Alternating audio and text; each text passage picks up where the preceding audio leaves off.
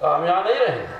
तो विस्परवा के होश ठिकाने हो गए कि अरे इनके पास तो संजीवनी विद्या है, जब हमारा अंग भंग होता है देवताओं के युद्ध में या कोई मरता है, ये संजीवनी विद्या से अंग भी ठीक कर देते हैं और जिला भी देते हैं और शक्ति देते हैं, यज्ञ करवाते हैं।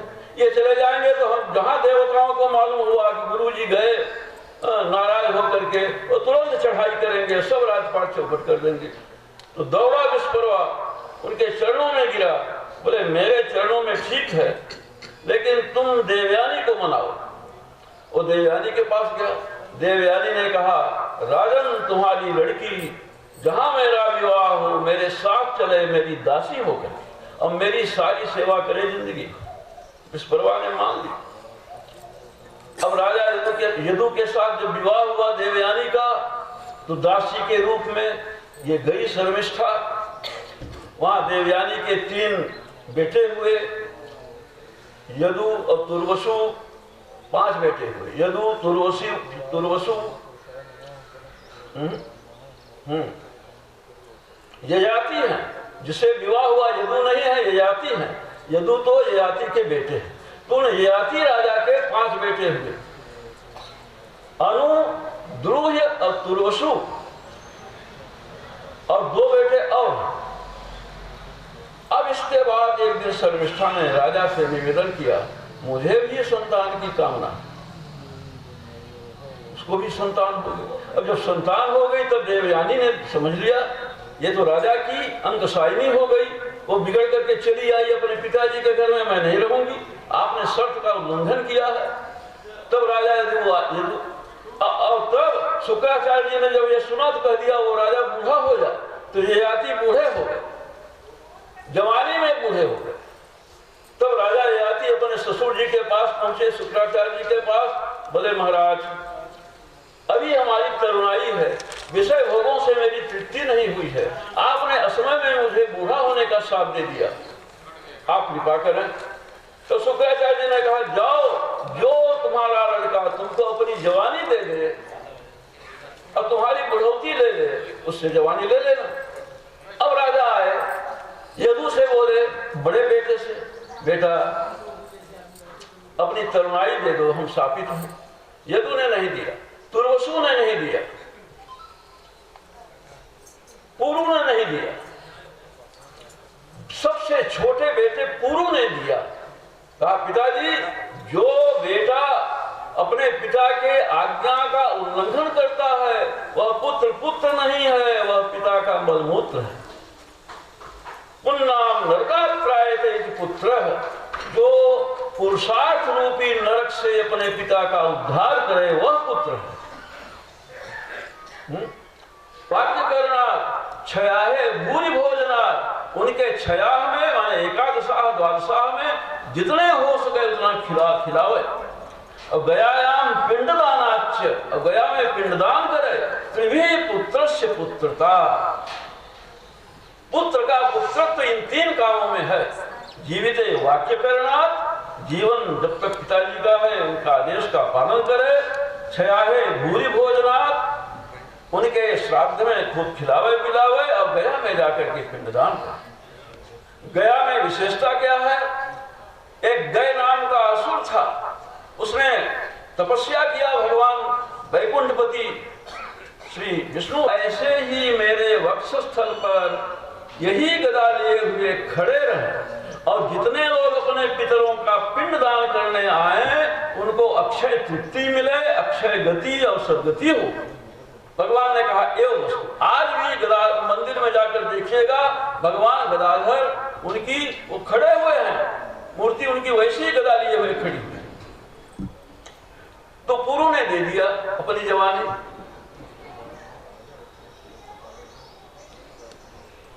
सेवा के लिए स्वीकार किया था और बाकी कोई नहीं स्वीकार किया। कदाचित् ब्रह्मलोकानुहिंगतं बब्रे मां जननी काममोहिता मयि संलभ्य विपुलम राक्षापं सुदुस्सहं स्थातुमर्हसि। नारद जी कहते हैं, राजन एक बार वो घूमते घूमते मेरे पास आ गई, वो जरा बुढ़ौती बोली, कहने लग गई, महाराज हमको आप पत्नी बना लीजिए, हमारे पति हो जाएंगे। हमने कहा क्या बोल रही हो, हम तो सन्यासी हैं, हम तो सन्यास धर्म स्वीकार सकते, हम कैसे गृहस्थ हो सकते? तो हमको उसने साथ दे दिया। क्या नारद जी कहते हैं हमको साथ दे दिया? बोले क्या साथ दे दिया? बोलो मेरी ओर से निराश हो गई कन्या। तब मैंने उसको कहा कि तुम यवनों के राजा भय के पास जाओ, उसी भय को अपना पति बना दो। बुढ़ौती में भय बहुत आता है, रोग न आ जाए, मौत न आ जाए, झंझट न आ जाए, विपत्ति न आ जाए, ये सारा भय रहता है।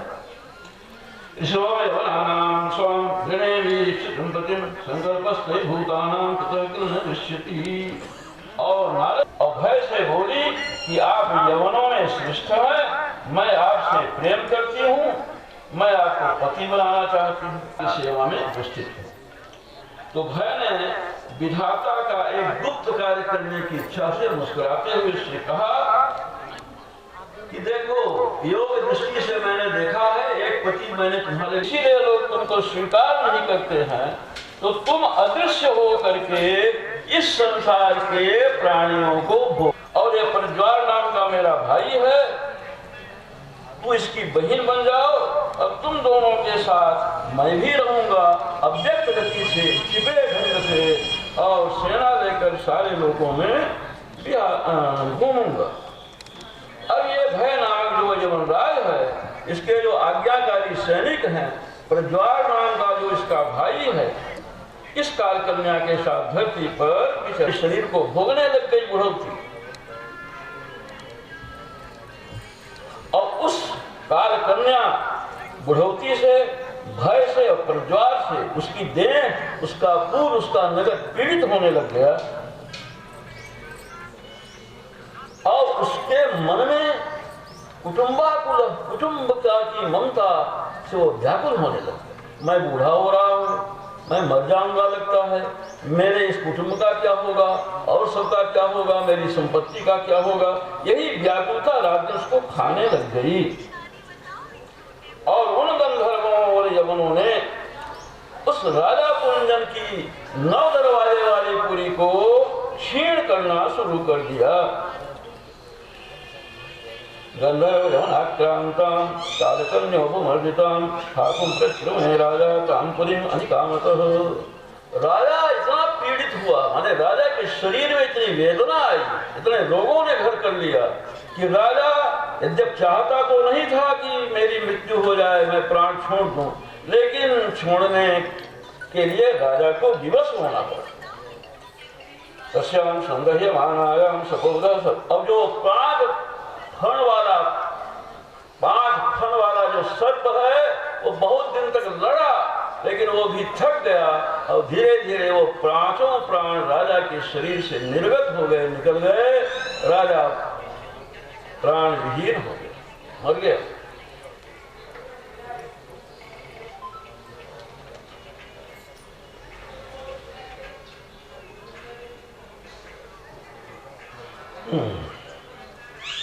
प्रमोदोत्तमा, लेकिन मरा कैसे? अपने उसी पुरंजनी के रूप का ध्यान करता हुआ, उसी की चिंता में निमग्न और तन्मय राजा मरा। तो अंते मति सागति, अंत में जो मति होती है, अंत में जो विचार आता है मृत्यु काल में, वही गति प्राप्त होती है। एक अपनी स्त्री का समय आने पर राजा मलयध्वज अपना राज्य अपने 7 पुत्रों में यथोचित विभाजन करके मलयध्वज पर्वत पर चले गए। अब कौन है यहाँ? वो उनकी पत्नी है वैदर्भी। तत्र चंद्रवशा नाम ताम्रपर्णी हित्वा ज्ञानसुतान् भोगान् वैदर्भी मध्यक्षण अन्नधावत् पांडेयम्। वैदर्भी उनके साथ चली गई। जब राजा गए तो रानी भी, वैदर्भी भी चली गई। तत्र चंद्रवशा नाम ताम्रपर्णी घटोदका तत्पुण्य सदय मृत्युं भयत्तात्मनो मृजम। वहां कहाँ गए? कुलाचल पर्वत पर, जहाँ ताम्रपर्णी नदी प्रवाहित होती, चंद्रवशा नदी प्रवाहित होती है, ताम्रपर्णी नदी प्रवाहित होती है, बटोदका नदी प्रवाहित, 3 नदियों का संगम है उस जगह पर। वहां राजा तपस्या करने के लिए चले गए। कंदास्त्रिभिर्मूलफलैः पुष्पपर्णस्तृणोदकैः वर्तमान सुनैर्गात्र कर्षणं तपास्थितः।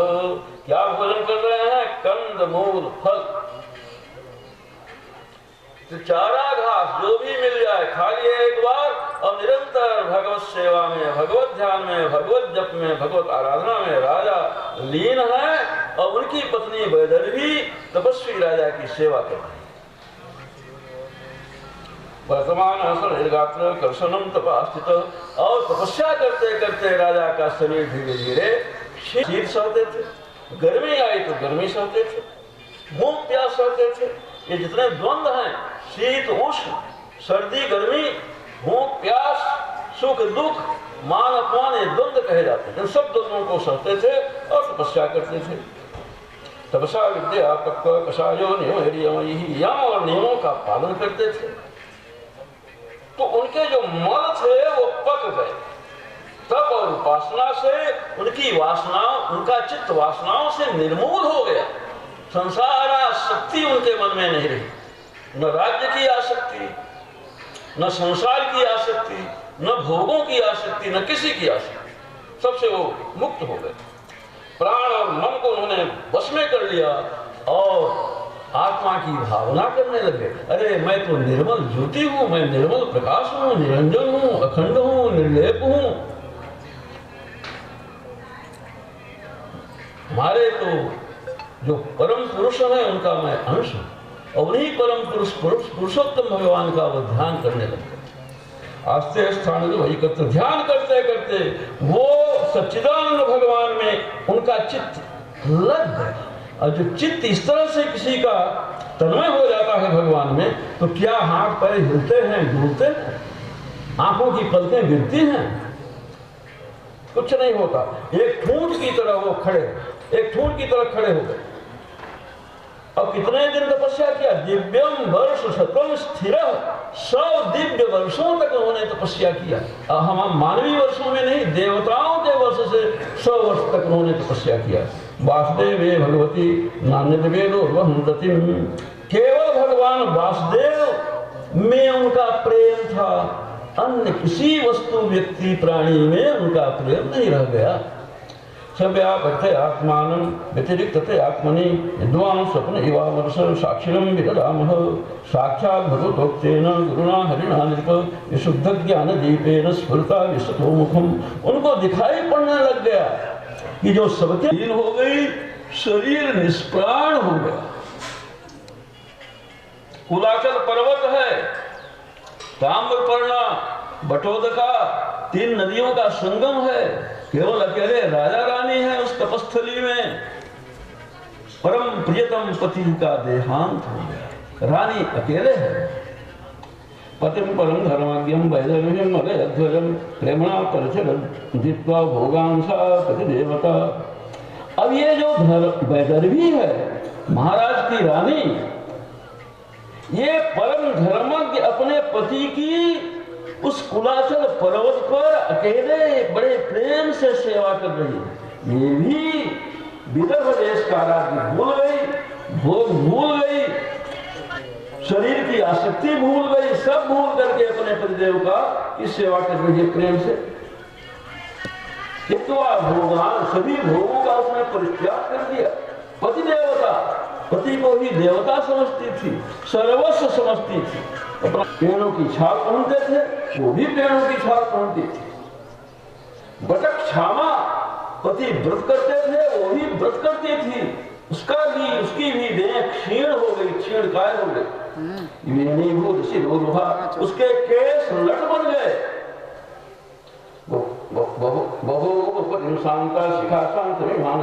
लेकिन उसके मुखमंडल का प्रकाश, शोभा वो कहीं नहीं गई थी। जैसे अग्नि की प्रकाशित शिखा ज्वाला लग गई मलयाचल पर्वत। आत्मा सोचते बंधुम विग्रही स्तनावास विपरे सुस्वरम प्ररोदसा, सुस्वरम प्ररोदसा, सुस्वर में रोने लगे। अरे राजर्षि से आप उठिए उठिए, जगिए जगिए, ये समुद्र मेखला वाली पृथ्वी आपकी प्रतीक्षा कर रही है, सिंहासन आपकी प्रतीक्षा कर रहा है, प्रजावर्ग आपको सतीश नेत्रों से आपका रास्ता देख रहा है। उठिए उठिए, ऐसा कर करके वो रो रही है। तस्भ्य क्षत्रवंदुभ्यो विभ्यतिम पातुमहर्षि। हे राजन, इस अकेले जंगल में आप मुझे अकेले छोड़कर क्यों चले गए? यहाँ डाकू आ सकते हैं, दुष्ट आतंकी आ सकते हैं, मैं इनसे डर रही हूँ, मुझे मेरी आपको रक्षा करनी चाहिए। आप कहाँ हैं? आप आइए आइए आइए। एवं विपत्ति वाला विपणेन गतापतिम गताम बाधे सोने भरते अपने पति का चरण अपने छाती में लगा करके निरंतर करुण क्रंदन कर रही है। चितेन्द्रावयं चित्वा तस्यां पत्युं कलेवरम आदित्यजान वर्णे विपन्ति मनोदरे। एक चिता बनाया, उसमें किया, चिता में अग्नि दिया और अपने पति के साथ ही उसी चिता में वो सती हुई। नहीं, अभी सती नहीं हुई। इतने में वो जो पुरंजनी का पूर्व जन्म का मित्र था अभिज्ञात नाम का ब्राह्मण, वो आ गया। अभी वो अग्नि में प्रवेश करने ही जा रही थी तो वो आगे ब्राह्मण, तुम कौन हो जानती हो? और ये कौन है जो सो रहे हैं, जिनके विषय में तुम विलाप कर रही हो? जाना से किम सखायम, क्या मुझ मित्र को तुम जानती हो? मैं तुम्हारा अनादि मित्र हूँ, शाश्वत मित्र हूँ, सनातन मित्र हूँ। क्या तुम मुझे पहचानते हो? पहले तो तुम मेरे साथ घूमती थी, फिर तुम सांसारिक भोगों के चक्कर में पड़ गई। अरे सखे, अरे मेरे अनादि मित्र, वो ईश्वर कहते हैं, ईश्वर आए, जीव का ईश्वर अनादि मित्र है। दो सुपर्णो सयुजो सखायो समानम वृक्षम परिसस्व जाते। जीव और भगवान ये अनादि मित्र हैं। भगवान अंशी हैं, जीव अंश हैं। भगवान देही हैं, जीव देह का अंग है, उनका अंग। वही समझा रहे हैं। ये हृदय रूपी कोठर में, हृदय रूपी कोठरी में ये दोनों विराजमान है। हृदय रूपी वृक्ष में ये दोनों अनादि मित्र, अनादि सखा, हमेशा से, चाहे वो चींटी का हृदय हो, चाहे हाथी का, सब में वो दोनों है। ईश्वर सबके साथ। कोई भी ऐसी प्राणी वस्तु नहीं है जहां ईश्वर न हो और जीव न हो। और ईश्वर का बेटा है जीव, ऐसा बेटा है, अनादि बेटा है, शाश्वत बेटा। और कौन पिता अपने बेटे को नहीं चाहता कि ये मुझे पहचाने, मुझे जाने और मेरे अनुसार चले। ऐसे ही जो सबके पिता हैं भगवान, ये जितनी जीवात्माएं हैं वो उनकी संतान है। वो भगवान हमेशा चाहते हैं कि मेरी ओर, लेकिन उनके साथ रहते हुए भी इस जीव बेटे की जो दृष्टि है वो भोगों में लगी, वो भोगों में न पड़ा हुआ है, रचा पचा हुआ। वो ईश्वर की ओर देखता नहीं, भले ईश्वर पास में ही बैठे, लेकिन वो देखता नहीं। और ईश्वर उस वृक्ष में जितने फल हैं उन फलों को केवल देखता है, भोगता नहीं। और जीव उनका बेटा उन्हीं फलों के परम मित्र, जो उसके बिल्कुल हृदय प्रदेश में है, अंतरात्मा में विराजमान है, उनका ध्यान नहीं करते। कैसे काम चले? या ईश्वर कहीं दूर है, वो अपने हृदय में ही है। वही समझा रहे हैं वो ईश्वर सखा उस जीव को जो वैदर्भी है उसको। हंस हो, हम भी हंस, हम दोनों मित्र हैं। हम दोनों मान सरोवर में विहार करें कि हम दोनों हजारों वर्षों तक बिना निवास स्थान के रहे, माने बिना किसी शरीर के रहे, लेकिन तुम शरीर में आ गए, मनुष्य देह में, और मनुष्य देह के भोगों के चक्कर में पड़ गए। हमारी ओर तुम ध्यान नहीं दिए, तुम पृथ्वी पर चले आए, फिर घूमते घूमते तुमको एक स्थान मिला, ये मनुष्य शरीर बड़ा अच्छा लगा तुमको, तुम इसी में घुस गए और इसी शरीर के भोगों को भोगते हुए तुम इतना समय बिता दिए। देखिए, पानी और दूध को केवल हंस अलग कर सकता है। दुनिया में ऐसी कोई शक्ति नहीं है कि पानी दूध मिल जाए तो कोई मशीन अलग कर, हंस ही करता है। और हंस किसको कहते हैं? जो जानता है ये नित्य है, ये अनित्य है, नित्य और अनित्य का विवेक करता है। नित्य, ये नित्य है, ये स्वीकरणीय है, ये अनित्य है, ये त्याग, यह करणीय है, यह अकरणीय है, यह काम करणीय है, उसको स्वीकार, ये इसको कहते हैं हंस। और परमहंस कौन कहलाते हैं? जो अविनाशी नित्य अखंड अनंत परमात्मा को जानकर उसी में तन्मय हो गए, उसी से एक हो गए, वो है परमहंस। जिनकी अनात्मा की ओर दृष्टि ही नहीं जाती, अनात्म पदार्थों की ओर। आत्मा के अतिरिक्त जो पदार्थ हैं सब अनात्म पदार्थ, दृष्टि ही नहीं जाती। सुखदेव जी की तरह, जड़ भगत जी की तरह, आगे कथा आएगी। ऐसे महायोगी परमहंस कहे जाते हैं। वो कहते हैं ईश्वर हम दोनों मानसरोवर बिहारी हंस। तुम अपने स्वरूप को नहीं जानते, तुम स्वरूप को पहचानो, जो मैं हूं वही तुम हो, हम दोनों में कोई भेद नहीं है, हम दोनों एक। और तब हंस ईश्वर ने उस जीव को सावधान किया। तब वह मानसरोवर का जो ईश्वर का मित्र जीव था, माने वैदर्भी के भीतर रहने वाला जो जीव था, उसको ज्ञान हो गया और दोनों हंस और वो अपने स्वरूप में स्थित हो गया और उसको आत्मज्ञान फिर से मिल गया, उसकी मुक्ति हो गई। तो इसी वंश में प्रचेता पैदा हुए, 10 प्रचेता, एक स्वभाव, एक गुण। विष्णु भगवान की उन्होंने तपस्या किया, विष्णु भगवान ने उनको वरदान दिया। इन्हीं प्रचेताओं का नाम हुआ दक्ष प्रजापति। वो दक्ष प्रजापति जिनकी बेटी सती थी, तो मृत्यु के उपरांत वो पुनः पैदा हुए 10 राजे, 10 दक्ष। प्रियव्रत राज्य नहीं करना चाहते। और प्रियव्रत है कौन? ब्रह्मा जी के नाती। स्वयंभू मनु कौन है? ब्रह्मा जी के बेटे। और स्वयंभू मनु के बेटे प्रियव्रत और उत्तानपाद, ये ब्रह्मा जी के नाती हुए। प्रियव्रत कहते थे न पिता की बात मानते थे न किसी की। नारद जी उनके गुरु थे। नारद जी ने समझा दिया संसार में कुछ नहीं रखा है। और प्रियव्रत भी भगवान के बड़े अनुरागी भक्त थे, लड़कपन से। उनको विषय भोगों से कोई रुचि नहीं थी। वो तो निरंतर भगवान के प्रेम, एक क्षणिक क्षणभंगुर है, इसमें हम अपनी जिंदगी व्यर्थ नहीं करेंगे।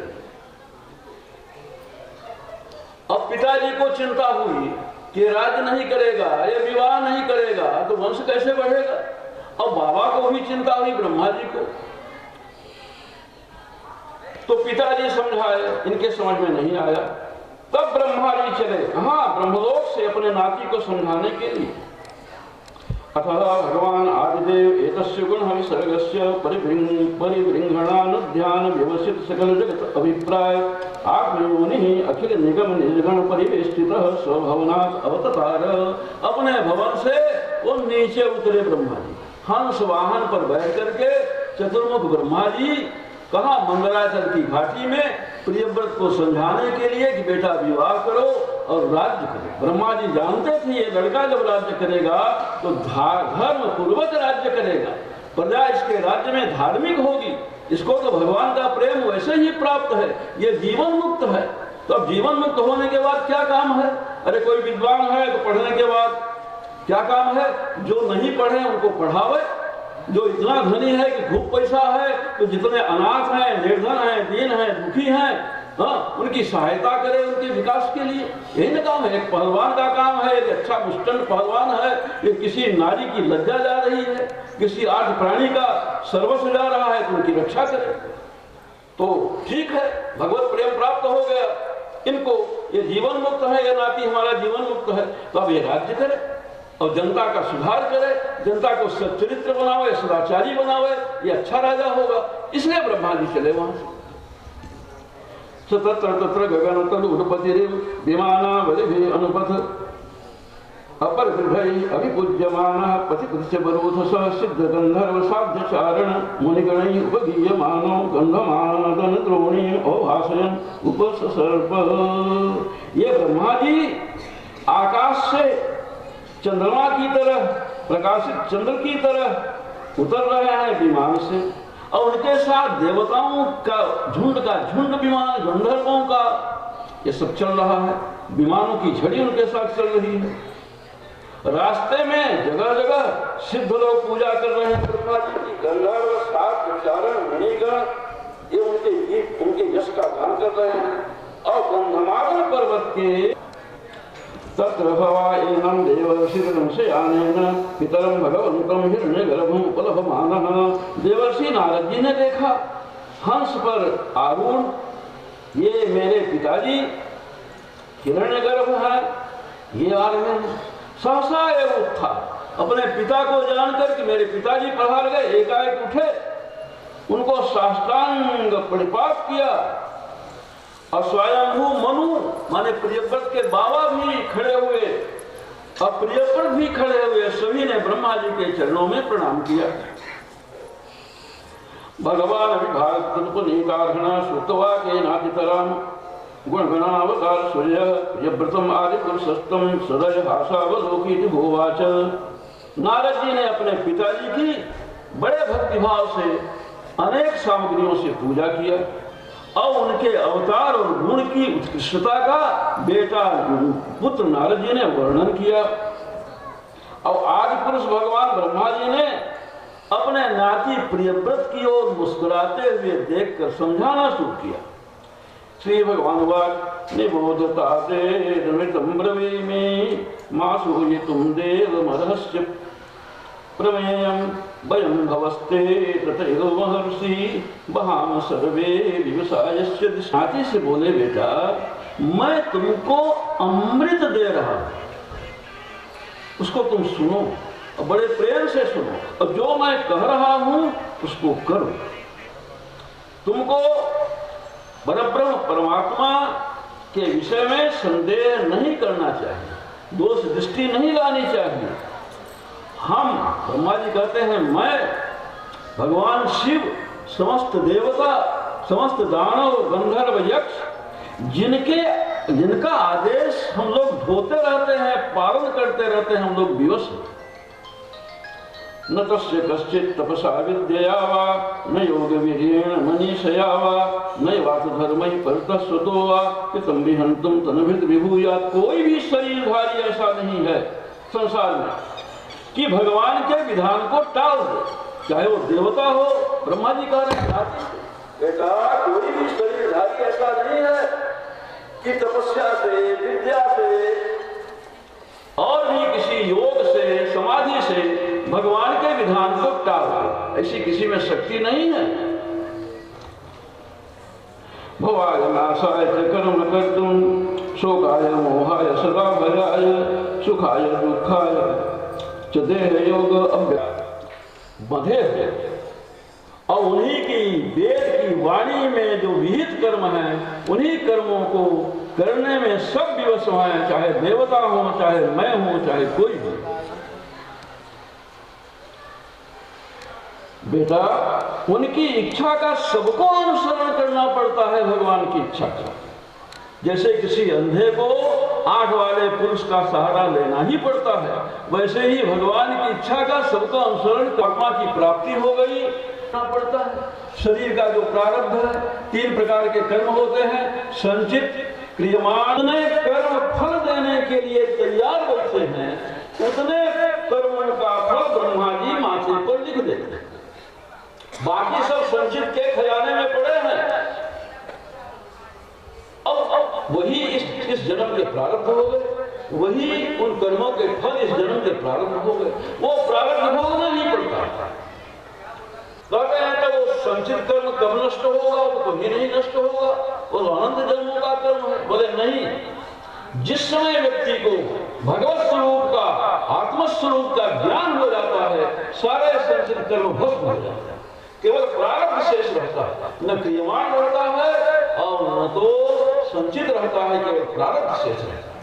प्रारब्ध इस जीवन का है, वो भोगना पड़ता है। लेकिन भगवान की जो आराधना करते हैं, उनका प्रारब्ध ये तलवार की चोट लिखी है तो कांटे की, कांटा गिरने का जो कष्ट होता है उसमें निकल जाता है। ये प्रारब्ध का पड़ता है बेटा, भगवान की इच्छा के अनुसार जब तक वो चाहते हैं संसार में शरीर धारण करना पड़ता है।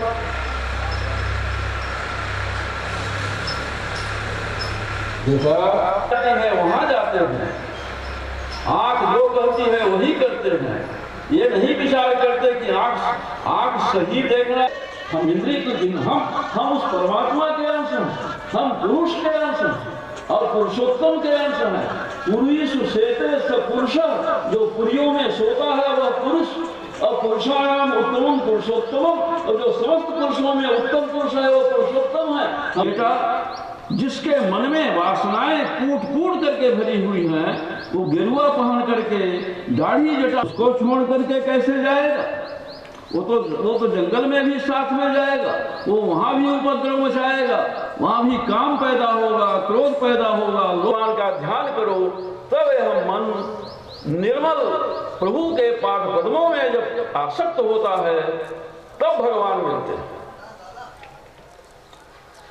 वो पहाड़ जो है वो विचार पूर्वक संसार में रहो, हम कौन हैं, मेरा स्वरूप क्या है, मेरा मूल रूप क्या है, मुझे क्या करना चाहिए, क्या इन इंद्रिय भोगों के नारकीय भोगों के चक्कर में हमको पड़ना चाहिए कि हमको भगवान के चरणारविंद की उपासना करनी चाहिए, जो मेरे प्राण सर्वस्व हैं, जो मेरे मूल हैं, जो मेरी आत्मा है। तो बेटा तुम कहते हो हम जंगल में जाएंगे, जंगल में जाकर क्या करोगे? तुम तो सबको जीत चुके हो, इंद्रियों को जीत, तुमको जंगल में जाने की क्या आवश्यकता? वहां क्या करोगे? यहां रहोगे तो भगवान की सेवा करोगे। भगवान की सेवा क्या है?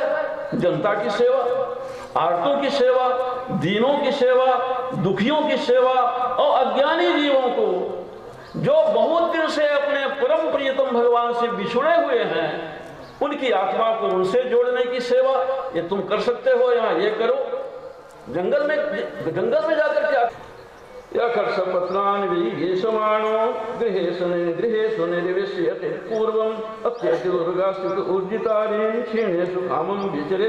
भैया, जिसको इन 6 शत्रुओं को जीतना हो, काम क्रोध लोभ मोह मद मत्सर, उसके लिए गृहस्थी। इस लड़के का इस लड़के से शादी हुई, 2 उत्तम बुद्धिमान समाज ने विचार किया, सबने समर्थन किया, स्वीकार किया। उस लड़के की उस बच्ची से, कुलीन बच्ची से शादी हो गई। कुलीन भी लड़की से मिलना जुलना नहीं, फिर चढ़ुआ हो रहा है तब भी लड़की से मिलना जुलना नहीं। अरे वो तो बड़े प्रेम से वो सुहागिनी स्त्रियां मणि का दीपक लेकर के वर जी को परिचिति हैं, बड़े आदर सम्मान के साथ प्रांगण में विवाह मंडप में ले आते। वहां बड़े बड़े ऋषि महर्षि पंडित विद्वान बैठे रहते हैं, वेद की दिशाओं का वाचन होता है, बड़े बड़े ऋषि मुनियों का नाम लिया जाता है, वशिष्ठ, गौतम, वाल्मीकि, भरद्वाज, इन ऋषियों के नाम लेने का पुण्य है। अग्नि प्रज्वलित की जाती है, 7 फेरे लगते हैं, रात्रि हो तो ध्रुव की ओर कहते हैं, बेटा देखो बेटी का पालन तुम करना बेटी, और एक पत्नी व्रत का पालन बेटी तुम करना। अब विवाह हो गया, मतलब संसार की समस्त स्त्रियां या तो हमारी बहन है या बुआ है या मौसी है या और भी कोई पवित्र नाता है या नहीं, तो सब माताएं। छुट्टी हो गई, छुट्टी हो गई, और कर्म न करते हुए अपने बेटे की सेवा करते हैं, नाती की सेवा करते हैं, भगवत आराधना करते हैं, मुक्त नहीं हो जाएंगे? इतने से ही वो मुक्त हो जाएंगे, इतने से ही वो मुक्त हो जाएंगे। तुलसीदास जी कहते हैं, सत्य वचन, आदमी जिंदगी भर सत्य बोले, आधीनता विनम्र रहे, भगवान से, गुरुजनों से, ब्राह्मणों से, बड़े बूढ़ों से, अपरस्त्रीय मातु समान, अपर स्त्री को माता की तरह देखे, इतने ऊपर हरि ना मिलाए तो तुलसी झूठ जवान, इतने ऊपर हरि ना मिलाए तो तुलसी झूठ जवान। बस इतना ही करना है। ये ब्रह्मा जी अपने नाती को समझा रहे हैं, बेटा तो ये गृहस्थी में इन 6 शत्रुओं को बड़े सहज और सुविधा पूर्वक ना पड़ेगा, क्योंकि क्रोध में हमने कुछ ऐसा कर दिया, हमको भोजन कौन देगा, हमारा पार्षद कौन मिलेगा, हमारा वो मंदिर कौन साफ करेगा। तो क्रोध को जीतने का अवसर आया नहीं। बच्चे बड़े हो गए, वो भी थोड़ा इधर उधर बोलते हैं, सहना पड़ता है। अब बुढ़ोती में तो और सहना पड़ता है। यहाँ एक बार कामदेव आया भगवान श्री राघवेंद्र के पास। भगवान ने देखा ये तो कामदेव है। बोले क्यों, कैसे आना हुआ आपका? बोले मैं आपसे युद्ध करने आया। युद्ध किया तो एक पत्नी वृद्ध थे, केवल सीता उनकी पत्नी थी, और जब सीता घरनी में समा गई तो उन्होंने कोटि नवाज में प्रभु की करोड़ों समेत यज्ञ भगवान श्री रामचंद्र ने किया, और सोने की सीता की मूर्ति बना करके अपने दाएं भाग में रखते थे। लेकिन उन्होंने दूसरा विवाह नहीं किया, सप्तद्वीपवती वसुंधरा विवाह नहीं किया। और तब अंत में कामदेव लज्जित हो गया, लेकिन एक बात बोला। बोले प्रभु अभी आप किले में थे, किला माने गृहस्थी, एक पत्नी रहती है ना, तो किला काम भी समझ में आ जाता है, क्रोध भी समझ में आ जाता है, भोग भी समझ में आ जाते हैं। तो अभी तो आप किले में रह करके लड़े, आप मैदान में आइए, हमसे लड़िए। बोले अच्छा 28वें द्वापर में आना, 28वें द्वापर में मैं मैदान में आ जाऊंगा, 16,008 पत्नियां मेरी होंगी, तब तुम्हारा मैदान में तुम्हारी लड़ाई होगी। पत्नियां जो राजरानियां हैं, पुण्यात्माएं हैं, श्रृंगार के समस्त हाव भाव से की ज्ञाता है, अपने सुंदर हाव भाव कटाक्षत हो करके शरीर संसार भूल करके अपनी आत्मा में परमात्मा में स्थित हो जाना। यदि समभीतो महाभागवतो भगवतः त्रिभुवन गुरो अनुशासनम आत्मनो लघुतया वनस्योधरो बाढ़मेत्सो मानुवाह। जब ब्रह्मा जी ने ऐसा समझाया, त्रिभुवन गुरु ब्रह्मा जी ने, तो ये जो प्रियव्रत है उनके नाती, उनके चरणों में गिर गए, हाथ जोड़ करके चरणों में पड़े रहे, और बड़े आदर के साथ ब्रह्मा जी की आज्ञा को प्रियव्रत ने स्वीकार कर लिया। भगवान अभिमन्युना तथा अब मनु जी बड़े प्रसन्न हुए।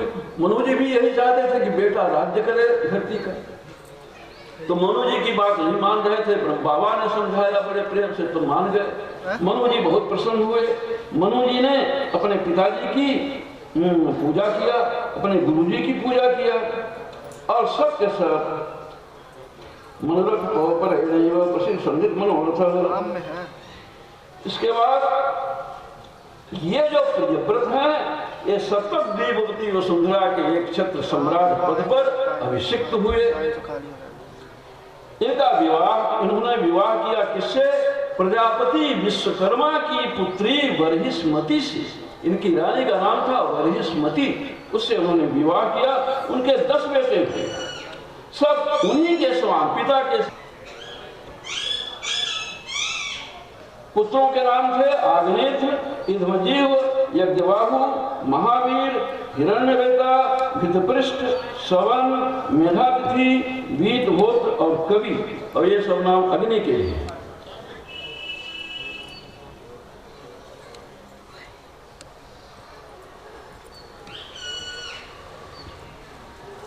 महाराज प्रियव्रत की दूसरी स्त्री थी, उससे ये उत्तम तामस रेवत, ये तीनों मनवंतरों के स्वामी हुए, मनवंतरों के अधिपति हुए। ये बीत चुके हैं ये मनवंतर। पहला मनवंतर स्वयंभू मनवंतर, फिर दूसरा स्वारोचिस, तीसरा उत्तम, चौथा तामस और 5वां रैवत। ये बीत गुलापीठ मौर्वी गुणस्तनत विधिविध धर्म प्रतिपक्षो वरिष्मत्यास्यानुदिन मान प्रमोद प्रसरण यौशीर्ण ग्रीडा प्रमसित हासावलोक रुचिरक्षेला देवी पराभूय मान विवेक इव अनवबुद्धिमानयो महामनाव मुझे। जब तीनों पुत्र उनके निवृत्त पलायन हो गए महाराज प्रियव्रत के, इन्होंने 11 अर्बुद वर्षों तक धरती का शासन किया। इतना दिन लोग जीते थे। 11 अर्बुद माने 11 अरब वर्षों तक प्रियव्रत महाराज ने शासन किया। जिस समय वे अपनी अखंड और पुरुषार्थमयी वीरशालिनी भुजाओं से धनुष की डोरी खींचते थे तो धर्मद्रोही आतंकी डाकू न जाने कहां छिप जाते थे। प्राण प्रिया बृहस्पति बड़े प्रेम से अपने पतिदेव का बड़े प्रेम से सेवा करती थी, आमोद प्रमोद करती थी और आत्म विस्तृत की तरह कि हम पूरी धरती को एक साथ प्रकाशित करेंगे। तो भगवान सूर्य के पीछे अपना प्रकाशित रथ लेकर के 7 परिक्रमा किए भगवान सूर्य की, तो इनके रथ के पहियों की लीक से जो गड्ढे बने वही 7 समुद्र हो गए। अब वो रथ कितना बड़ा होगा, कितना वजनी रहा होगा, वो समुद्र हो गए। ऐसे ये पुरुषार्थी थे ये महाराज प्रियव्रत। अब 7 समुद्र हुए, 7 द्वीप भी हो गए। 2 समुद्रों के बीच का जो खाली जगह वो द्वीप हो गया। समुद्र कौन कौन है? कौन 7 द्वीप कौन है? जम्बू द्वीप, जिसमें हम लोग रहते हैं। जम्बू द्वीप में 9 वर्ष है। जम्बू द्वीप में भारत वर्ष की तरह ही 9 वर्ष है। ये तो 1 वर्ष में हम लोग रहते हैं। 8 वर्ष दिव्य वर्ष है, वो दिखते नहीं किसी को। वहां के मनुष्यों की आयु बहुत होती है पर झुर्रियां नहीं पड़ती, उनके केश कभी सफेद नहीं होते, उनको समस्त भोग प्राप्त हैं। तो स्वर्ग जो पुण्य किए हैं, स्वर्ग जिनको मिला, और स्वर्ग में जो भोग हैं वो भोगे, और कुछ भोग शेष रह गया, उन प्राणियों को, उन जीवों को उन द्वीपों में भेज दिया जाता है कि शेष पुण्य का फल ये वहां भोगे। तो जम्बू माने इस द्वीप में जम्बू का पेड़ है बड़ा भारी, प्लक्ष, वहां भी प्लक्ष का वृक्ष है। शाल्मली सेमर का वृक्ष है शाल्मली द्वीप में। कुछ द्वीप में कुशा है। क्रौंच द्वीप में मयूर है। शाक द्वीप में शाकर द्वीप और पुष्कर द्वीप में कमल है। इनमें से पहले की अपेक्षा आगे द्वीप का जो परिमाण है दुगना है। और समुद्र, गन्ना के रस का समुद्र, मदिरा का समुद्र, घी का समुद्र, दूध का समुद्र, मट्ठा का समुद्र और मीठे जल का समुद्र। इस तरह से 7 द्वीप बन गए और 7 समुद्र। इन्होंने अपनी कन्या ऊर्जस्वती का विवाह महाराज प्रियव्रत ने शुक्राचार्य जी से किया। उसी से देवयानी का जन्म हुआ, जो कथा मैंने अभी पहले कुछ देर बता। देवयानी की माता का नाम था ऊर्जस्वती, प्रियव्रत।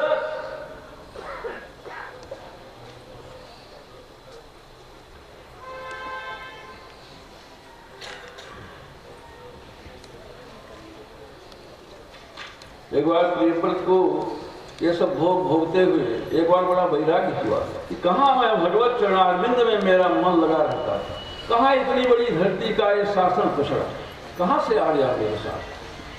यही सोचने लग गए। उनकी विवेक वृत्ति जागृत हो गई। तब उन्होंने सोचा अब ये राज्य ठीक नहीं है, अब हमको निरंतर भगवत चरणारविंदों का ध्यान पूजन करना चाहिए। तो वो राज्य अपने बेटों को उन्होंने बांट दिया और राजरानी को भी छोड़ दिया। और नारद जी ने जो ज्ञान दिया था प्रियव्रत को, उसी ज्ञान का आश्रय लेकर के वो चले गए तपस्या करने, और तपस्या करते करते भगवान से एक हो गए। उनके विषय में कहा गया है कि महाराज प्रियव्रत ने जो कर्म किया उसने विभाजित किया, और द्वीपों की और वर्षों की नदी और वन से उनकी सीमा निश्चित कर दिया। वे भगवान नारद के बड़े प्रेमी भक्त थे महाराज प्रियव्रत। जितना ऐश्वर्य है संसार का, चाहे वो पाताल का ऐश्वर्य हो, चाहे देवलोक का ऐश्वर्य हो, चाहे धरती लोक की संपत्ति हो, इन सब भोगों को उन्होंने अंत में नरक तुल्य समझा। सब नश्वर है, इनमें कुछ नहीं रखा है। और अपनी चित्तवृत्ति को भगवान नारायण के चरण कमलों में लगा दिया और मुक्त हो गए। इनके बेटे हुए आग्नेय। जब पिताजी चले गए तो अपने पिता के समान ही अपने निजी पुत्रों की तरह ये धरती का पालन करने लग गए। एक बार इनको ये कहा गए पुत्र प्राप्ति की अभिलाषा से तपस्या करने गए। तपस्या करो, संतान नहीं है तपस्या करो, सुख नहीं है तपस्या करो, आपत्ति आई है तपस्या करो। यही भगवान करते करते करते करते तपस्या का अभ्यास हो जाता है। और तपस्या ऐसी मत करो कि शरीर को सुखा दो, उसमें कुछ नहीं है। मन को शुद्ध करो, सबसे प्रेम का व्यवहार करो, भगवान की पूजा करो, गुरु प्रदत्त मंत्र का जप करो, अपने घर का काम ठीक करो, काम क्रोध लोभ से बचो। यही तो तपस्या है। क्या तपस्या के सीख पूछ होती है कोई? सब ठीक हो जाएगा। तो ये आग्नेय थे, ये गए मंगलाचल की घाटी में संतान प्राप्ति के लिए तपस्या करने। अब ब्रह्मा जी की आराधना करने लग गए। ब्रह्मा जी कौन है इनके?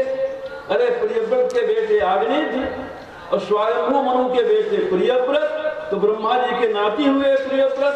अब इनके बेटे आग्नेय थे तो पंथी हो गए ब्रह्मा जी के। तो अपने परबाबा की आराधना करने लग गए आग्नेय की संतान हो मुझे। प्रश्न यह है कि ब्रह्मा जी ने क्यों नहीं दे दी संतान इनको? कह देते बेटा संतान हो जाएगी। ब्रह्मा जी तो सर्वसमर्थ हैं, जगत की रचना करते हैं। नहीं, जो चीज कठिनाई से मिलती है उसका मूल्य होता है, और जो ऐसे मिल जाती है वो दो कौड़ी की हो जाती है। इसलिए तपस्या से ये चले गए मंगलाचल की घाटी में तपस्या करने। ब्रह्मा जी ने देखा हमारा पंथी जो है ये संतान चाहता है, तो अपने राज दरबार की एक अप्सरा को, पूर्व चित्ती को उन्होंने भेज दिया। पूर्व चित्ती आ गई मंगलाचल की घाटी में। हाव मिला। अरे अप्सरा का संगीत क्या पूछना, वो तो संगीत कला में बड़ी प्रवीण होती है, हाव में बड़ी चतुर होती है। वो सब दिखाने लग गई। कहते हुए 9 वर्ष में प्रतिवर्ष एक के क्रम से 9 बेटा पूर्व चित्ती अप्सरा से इन्होंने उत्पन्न किया राजा आग्नेय ने।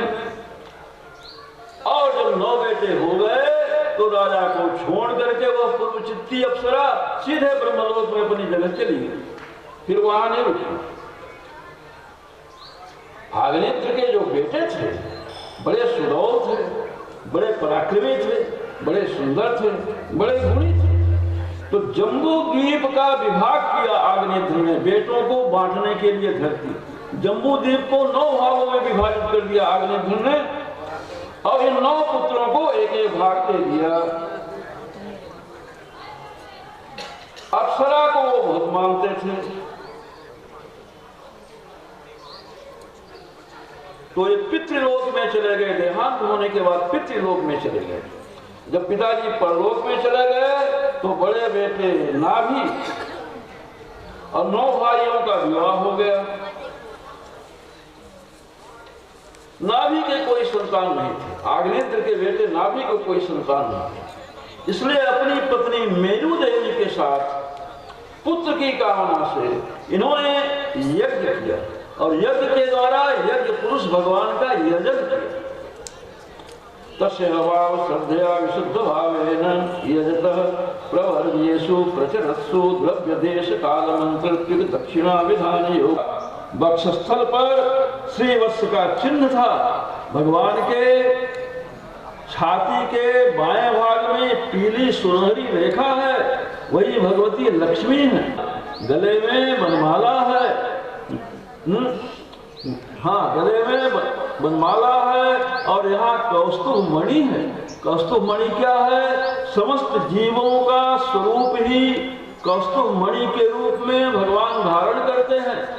समस्त जीवों का, समस्त जीव समूह ही कौस्तुभ मणि है, और कंठ में इसलिए धारण करते हैं, दिन भर याद करते रहते हैं अपने जीव संतानों को। जैसे एक बेटा अपनी संतान की याद करता रहता है, जीवात्माओं का चिंतन करते रहते हैं। संपूर्ण शरीर अंग प्रत्यंग की कांति को बढ़ाने वाले मणिमय मुकुट, कुंडल, कंकण, करधनी इन सबसे सुशोभित हैं। हम आपके सेवक हैं, भक्त हैं।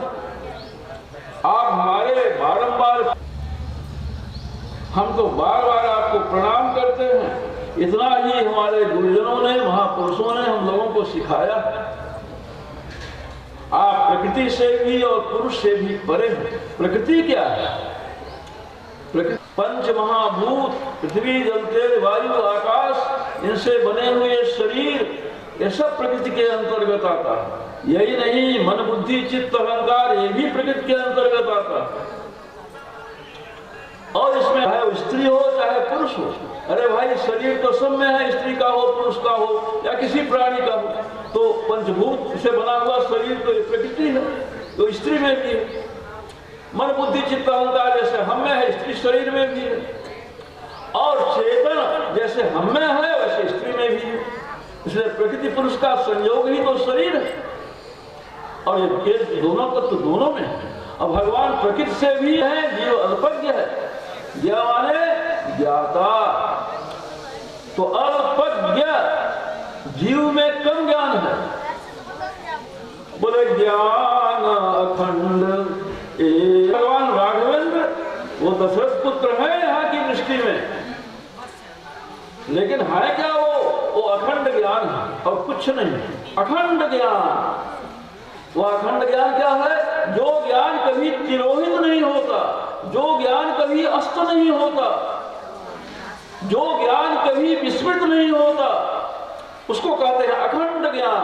बोले ज्ञान अखंड एक सीता बर मायावश्य जीव सचराचर।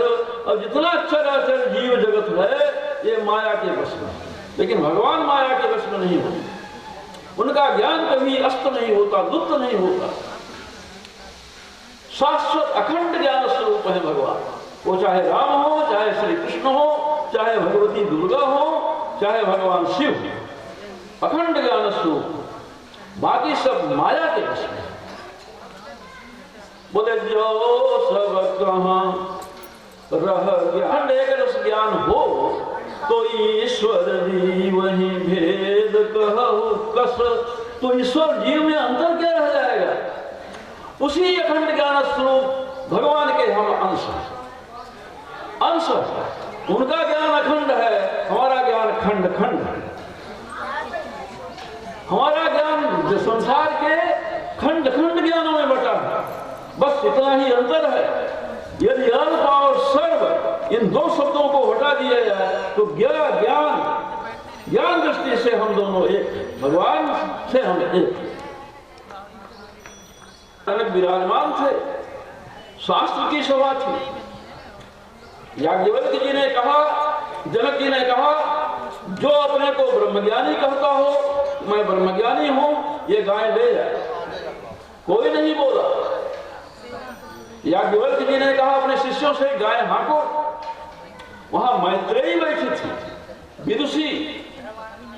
उसने कहा, याज्ञवल्क्य जी, बिना प्रमाण दिए, बिना सिद्ध किए आप गाय नहीं ले जा सकते। आपको प्रमाण देना पड़ेगा और मेरे प्रश्नों का उत्तर देना पड़ेगा। याज्ञवल्क्य जी ने कहा, मैत्रेयी पता ही नहीं है, ढिठाई से कोई प्रश्न करे वो अति प्रश्न कहलाता है।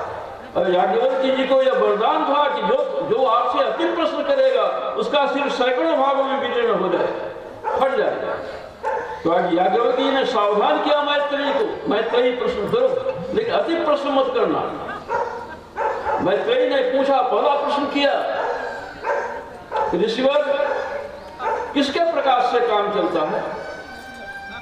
याज्ञवल्क्य जी बोले, मैत्रेयी दुनिया जानती है। अस्तेज सूर्य, सूर्य के अस्त होने के बाद, बोले मैत्रेयी दुनिया जानती है। कृत्रिम प्रकाश दिया है, दीपक है, आजकल तो बिजली भी है। इस चंद्रमस ज्योत्स्नागार की चंद्रमा के प्रकाश से काम चलता है। तो गार्गी ने कहा अस्ते चंद्रमस, चंद्रमा के अस्त होने पर किसके प्रकाश से काम चलता है? तो याज्ञवल्क्य जी ने कहा गार्गी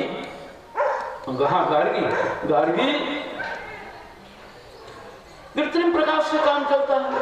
तेल का दिया लोग जला लेते हैं, पहले रेडी का तेल जलाते थे, ऐसे प्रकाश से काम चलाते हैं। बोले वो प्रकाश भी अस्त हो जाए तो बोले मनोज्योतिषा गार्गी, मन के प्रकाश से काम चलता है। अंधेरा है, अनुमान से हम पता लगाते हैं कि रास्ता होगा। एक मां, उसको भूख लगी, मां कहती है मैं जाऊंगी, मेरा बेटा भूखा, मेरी छाती चिल्ला रही है। मां के मन का तार, बेटे के मन का तार मां के तार से जुड़ा है। ये मन का प्रकाश, इस प्रकार से काम चलता है गार्गी। तो कहती है अस्तेच मनस, यदि मन भी अस्त हो जाए, कभी कभी मन भी तो डूब जाता है, किसी काम का नहीं रह जाता, अत्यंत घोर आपत्ति आ जाए, फिर मन को सोचता नहीं कुछ, या सो गया आदमी, मन अस्त हो गया, तब तो याज्ञवल्क्य जी ने कहा अनुभूत्या प्रकाश है, अनुभूति के प्रकाश से काम चलता है।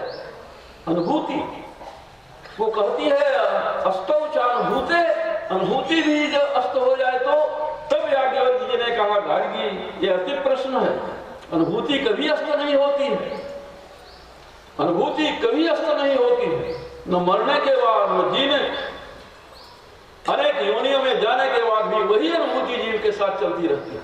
अनुभूति के अस्त का सवाल ही नहीं।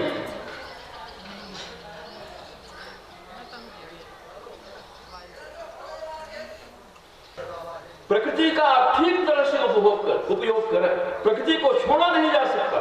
कब तक? जब तक हमारा चित्त भगवान में लीन न हो जाए। जब तक चित्त है तब तक प्रकृति है, तब तक प्रकृति है। गो गोचर जहां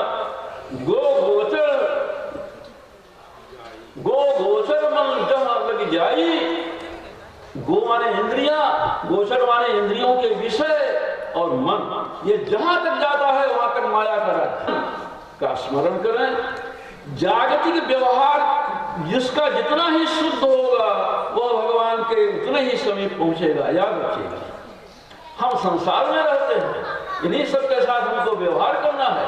यह दृष्टि पवित्र करनी होगी, दृष्टि पवित्र करनी होगी, व्यवहार पवित्र करना होगा, तब मन समझेगा, सुधरेगा, तब भगवत चरणारविंद की ओर जाएगा।